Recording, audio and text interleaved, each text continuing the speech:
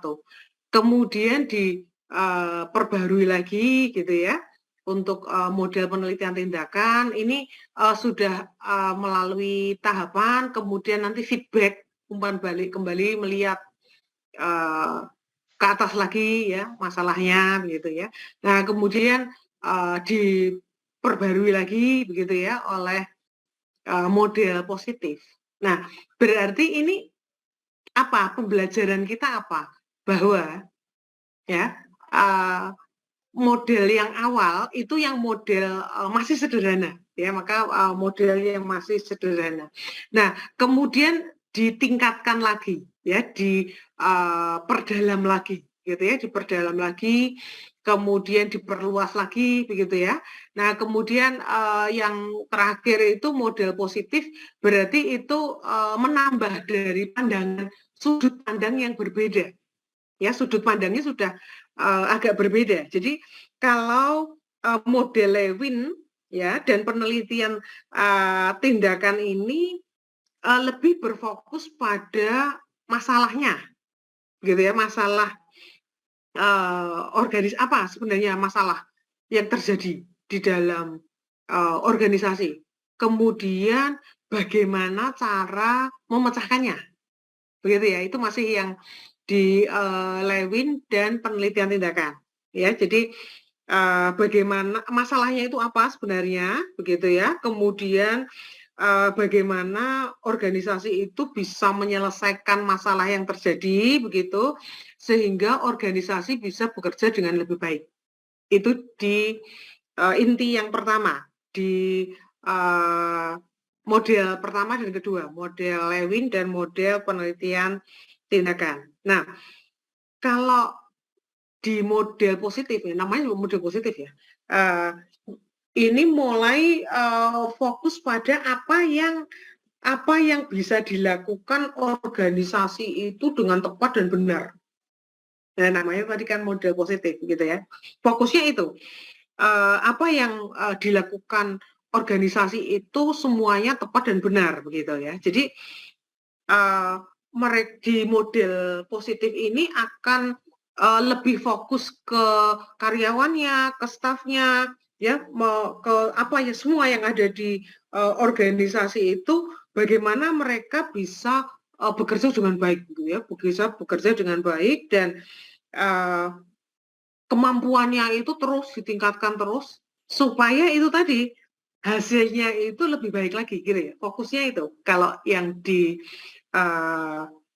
model positif gitu ya. Kalau tadi yang di model Lewin dan penelitian tindakan itu pengen tahu masalahnya itu apa sebenarnya yang terjadi gitu ya. Kemudian bagaimana masalah itu bisa diselesaikan ya. Kemudian setelah masalah itu diselesaikan bagaimana organisasi itu bisa bekerja dan berfungsi dengan baik. Nah, fokusnya itu. Nah, sementara kalau yang saya ulangi lagi, sementara yang untuk model positif itu memastikan, fokusnya itu memastikan apa yang dengan perubahan yang dilakukan itu perusahaan melakukan dengan benar, begitu ya, yang dilakukan organisasi itu dengan benar. Lah karena itu fokusnya, maka upaya yang dilakukan itu bagaimana seluruh stakeholder yang ada di organisasi itu bisa bekerja dengan baik, memiliki kemampuan ya, memiliki kemampuan yang cukup, yang baik untuk bisa mencapai hasil yang lebih baik lagi, begitu ya. Itu yang positif. Nah, ya berarti di sini kan kita bisa melihat, mengungkap ya perbedaannya. Jadi kalau kita bicara yang Lewin, gitu ya, kita bicara yang Lewin ini masih kan tadi memecahkan masalah apa sebenarnya yang terjadi, berarti masih melihat dari sisi perilaku, ya, masih lihat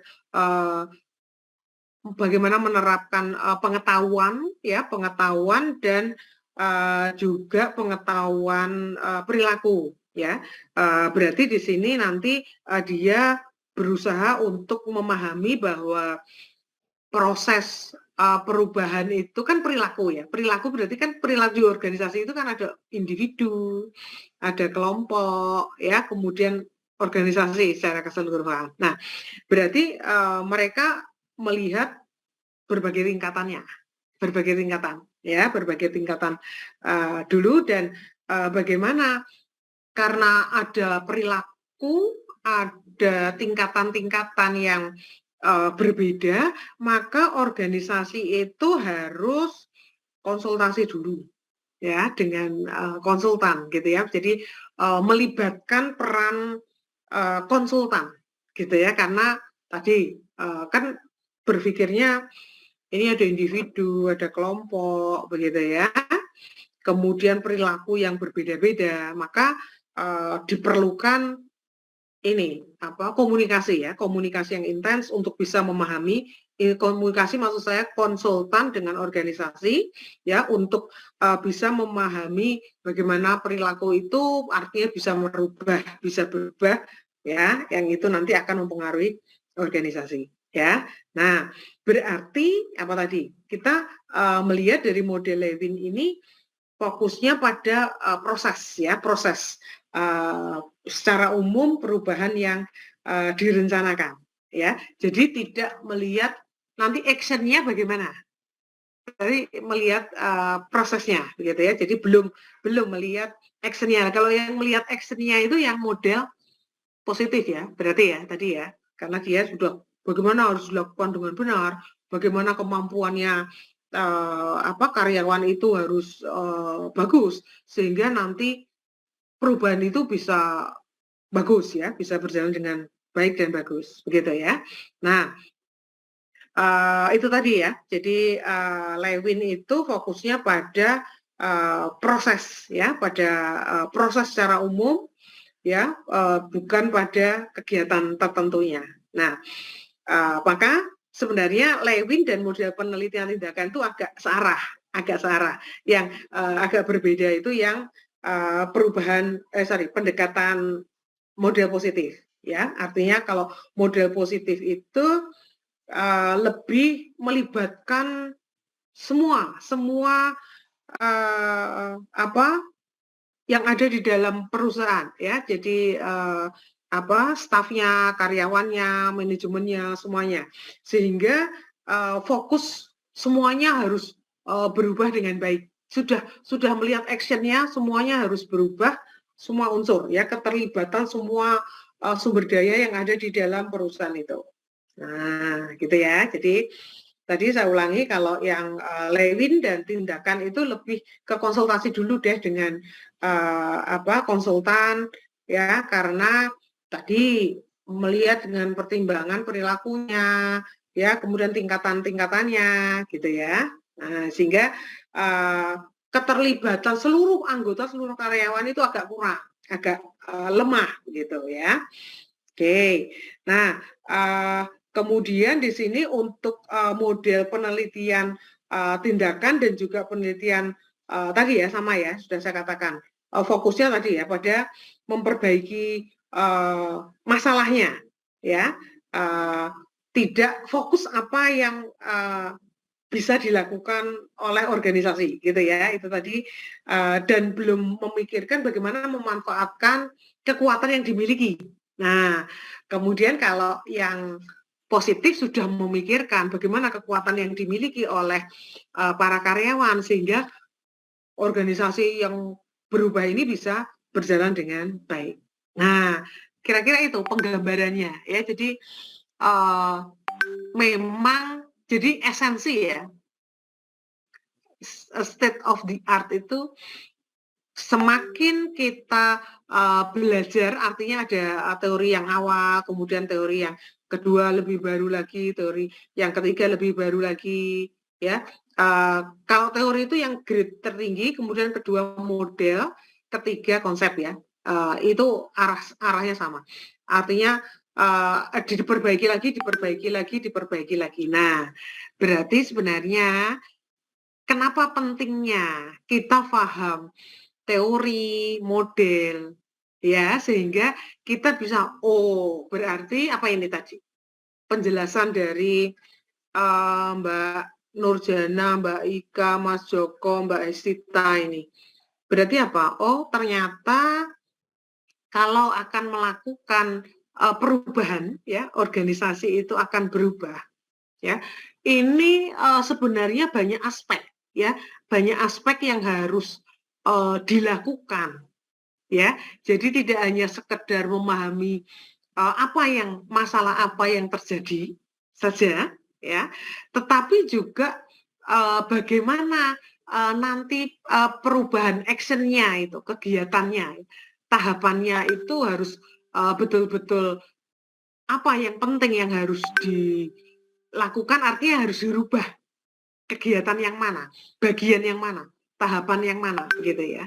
Nah, kemudian berikutnya lagi yang positif itu berarti kalau artinya bisa dimaknai bahwa perubahan dalam organisasi itu tidak hanya unsur manajemen saja, ya, yang harus berpikir, harus bergerak begitu, tapi semua unsur yang ada di dalam organisasi itu, ya, dari misalnya artinya tidak hanya karyawan manajemennya saja, semuanya dari tukang sapunya, dari satpamnya, itu semua harus berubah begitu kan. Nah, ya maka di sini nanti setelah ini teman-teman saya minta untuk case study, ya, case study karena ini 8 orang, ya.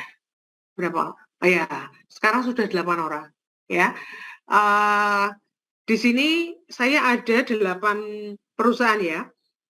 Yang pertama PT Pos, ya. Kemudian yang kedua Bank Mandiri, yang ketiga PLN, keempat Petrokimia Gresik, ya. Kemudian yang kelima Indosemen, yang keenam Bank Maybank, ya. Kemudian yang ketujuh Nojorono, kemudian yang kedelapan Simniaga. Nah, di sini saya akan minta teman-teman, ya, langsung nanti dikerjakan apa artinya dari pembelajaran kita yang kita pelajari malam ini, perubahan yang direncanakan, gitu ya. Artinya dengan adanya kejadian COVID ini, ya, COVID, ya, pandemi ini mengubah semuanya. Nah, perusahaan bertransformasi, ya, bertransformasi itu ya perubahan. Maksudnya ini implementasi dari model Lewin, model penelitian tindakan, model positif, ya, transformasi bisnis. Nah, transformasi bisnis itu dilakukan yang besar, ya, yang besar, yang perusahaan yang masuk kriteria berhasil melakukan transformasi bisnis itu 8 ini, gitu ya, ini di dalamnya. Nah, masih banyak lagi sebenarnya, ya. Nah, maka teman-teman saya minta untuk ini, ya, melihat satu-satu, ya, bagaimana strateginya, ya, kemudian bagaimana strukturnya, ya, bagaimana proses perubahan ini dijalankan, ya, sehingga menjadi perusahaan ataupun organisasi itu bisa menjadi efektif, lebih efisien, ya, dengan adanya perubahan yang dramatis ini, dengan adanya COVID, ya, pandemi COVID itu yang merubah selera, merubah perilaku, gitu ya, perilakunya berubah drastis, ya. Konsumen itu berubah, ya, jadi maka seperti yang kita pelajari kemarin itu, ya, apa pentingnya teknologi informasi, ya, digitalisasi, gitu ya. Nah, itu di dalam perubahan artinya strategi, ya, perubahan itu di dalamnya ada digitalisasi, ya, teknologi informasi. Nah, tapi ternyata coba, ya, nanti saya pengen teman-teman lebih dalam lagi. Jadi nanti cari informasi, ya, cari artikel, ya, artikel yang membahas satu-satu, ya. Jadi kalau yang PT Pos, ya, bahas PT Pos, kemudian yang Bank Mandiri, ya, Bank Mandiri, gitu ya. Bagaimana perubahan yang dilakukan itu, sehingga dengan perubahan itu menjadi semakin efisien, dan yang tadinya keuntungannya, labanya itu sedikit begitu ya, karena adanya COVID itu menurun begitu ya. Wah, setelah ada transformasi, wah langsung melesat ya, langsung melesat bahkan bisa menjadi lebih unggul gitu ya, yang tadinya lemah bisa menjadi leader gitu ya. Nah, nanti masing-masing dilihat. Jadi teman-teman cari informasi di artikel ya, di artikel yang bisa dipertanggungjawabkan ya. Oke, nanti saya tuliskan di uh, Google Classroom. Oke, sampai di sini coba bisa dipahami? Bu, izin bertanya. Ya, silakan, silakan. Mas Baik, Dimas. Bu. Ya, Mohon maaf, silakan. ini kameranya dari tadi nggak mau start, nggak mau, jadi Tulisannya you can. jadi error, Bu. Saya Ya, izin bertanya, Bu. ya, silakan. Dari teori Lewin ataupun teori tindakan tadi, itu Oke, memang berbeda dengan model positif. ya. Uh, Sehubungan dengan adanya tadi tentang teori perubahan begitu. Kalau Oke. yang dijelaskan tadi, kalau yang Lewin dan tindakan tadi kan sudah jelas ada di dalamnya itu langkah-langkah untuk menemukan sesuatu yang harus diubah gitu. Ya, Nah, iya betul. sedangkan pada metode positif tadi dijelaskan bahwa itu seperti memperkuat ya, amplifikasi terhadap kekuatan dari sebuah organisasi itu, apa tindakan yang benar gitu. Artinya Oke. kalau saya belum bisa memahami perubahannya di sisi sebelah mana, Bu. Karena kalau yang dijelaskan tadi kan hanya ini yang benar begini. Artinya kan seperti kayak apa ya, penegakan disiplin atau apa gitu untuk yang metode positif, atau ada yang sesuatu yang saya kelewat perubahannya atau tahapan untuk mendapatkan perubahan pada metode positif itu di sebelah mana, Bu? Terima kasih, Bu. Ya, oke. Jadi begini, sudah tahu masalahnya. Jadi agak dipercepat tadi kan agak dipercepat. Jadi setelah ini model 1 dan 2. Nah, model 3, model positif itu artinya sebelum ke tadi saya bilang bagaimana berfungsi dengan baik, bisa bekerja dengan baik begitu ya, organisasi dengan benar, itu dia sudah tahu apa yang harus dirubah begitu ya. Kemudian sudah melakukan perubahannya begitu ya. Artinya sama, prosesnya sama. Artinya dia harus berubah, dia sadar bahwa ada sesuatu yang terjadi yang ini nanti pengaruhnya besar di organisasi, maka organisasi harus berubah, begitu ya. Jadi kayak dipersingkat gitulah. Kalau cerita itu, film itu, dia sudah tahu masalahnya, perubahan yang dilakukan apa. Nah, setelah dia melakukan perubahan itu, melakukan transformasi itu, artinya dia mau fokusnya memastikan bahwa perusahaan itu, organisasi itu harus melakukan dengan benar, begitu. Jadi kalau di misalnya garis gitu untuk model 1, model Lewin dan model penelitian tindakan itu langkah 1, langkah 3, begitu. Langkah 1, langkah 2, kemudian positif itu langkah ketiga. Nah, ini positif ini dia sudah melakukan langkah 1 dan 2. Tetapi dia penekanannya pada tadi, dia harus apa yang dilakukan organisasi itu harus benar. Supaya organisasi bisa melakukan dengan benar, maka kemampuan karyawannya itu harus bagus. Nah, ini belum dipikirkan yang dilakukan oleh model positif ini, belum dipikirkan oleh model Lewin ya, model Lewin dan penelitian tindakan. Karena tadi dia lebih tua kan, lebih tua itu aspek yang diperhatikan itu awalnya dulu, langkahnya 1 dulu. langkah di penelitian tindakan, ya benar, penelitian tindakan itu kan tadi langkahnya dari identifikasi masalah, begitu ya.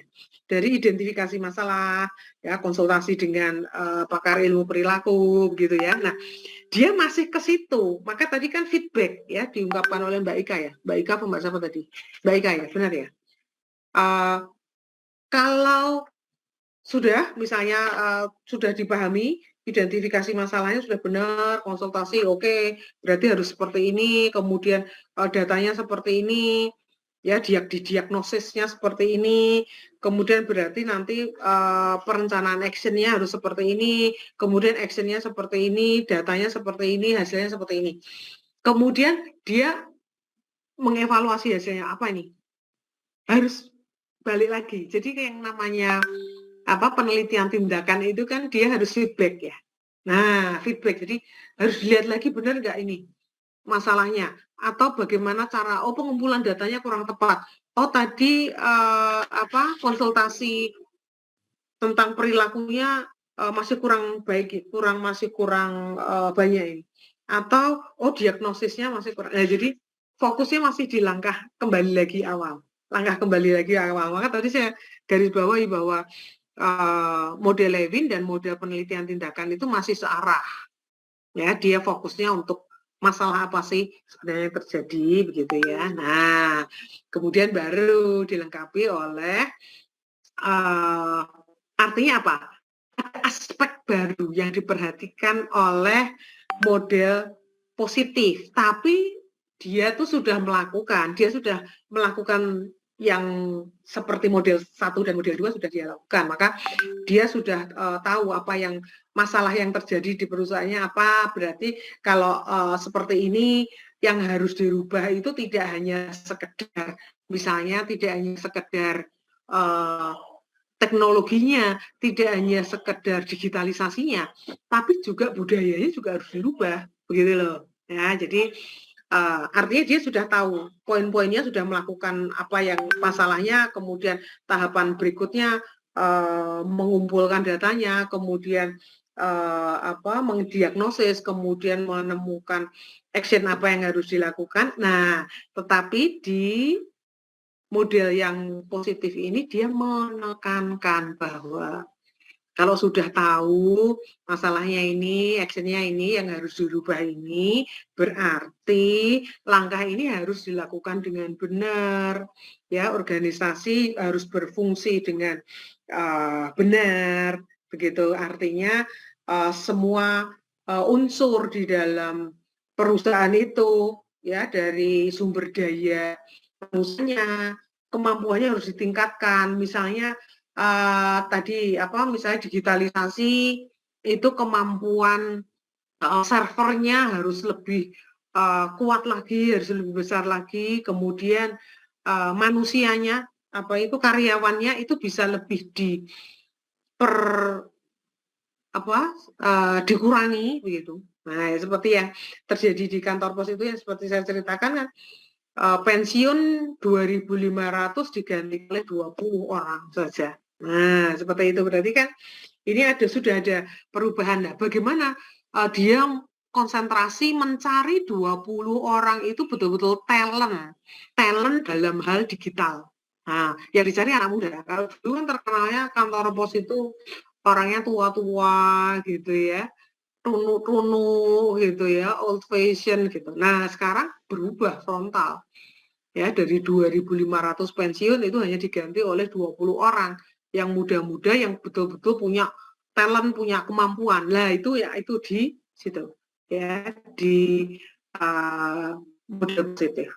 Begitu kira-kira Mas Dimas? Baik Bu, Bisa terima kasih. Ya, jadi memang artinya apa? Penekanan ya, aspek. Jadi sebenarnya kita belajar agak lebih dalam ini. Ternyata masing-masing model itu punya penekanan pada aspek yang berbeda. Nah, penekanan aspek yang berbeda. Tapi semua itu melengkapi. Ya, semua arahnya sama sebenarnya.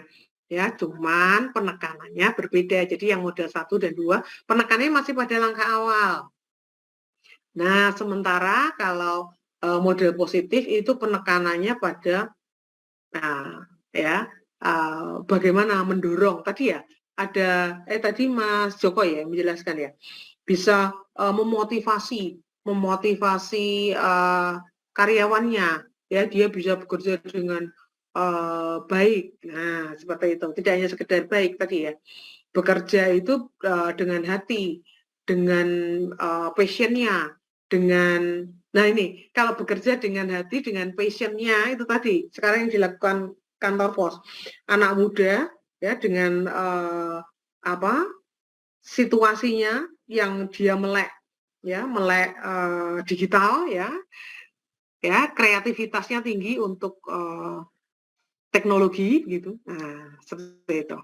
Oke, silakan ada komentar lagi. Jadi ini sebenarnya saya agak mempus ya Anda supaya bahwa kalau kita melihat dari teori-teori itu ternyata melengkapi ya sudut pandang yang lebih luas lagi, lebih dalam lagi. Nah, berarti apa ini? Kira-kira kita tidak hanya belajar tentang teori perubahan sebenarnya di sini.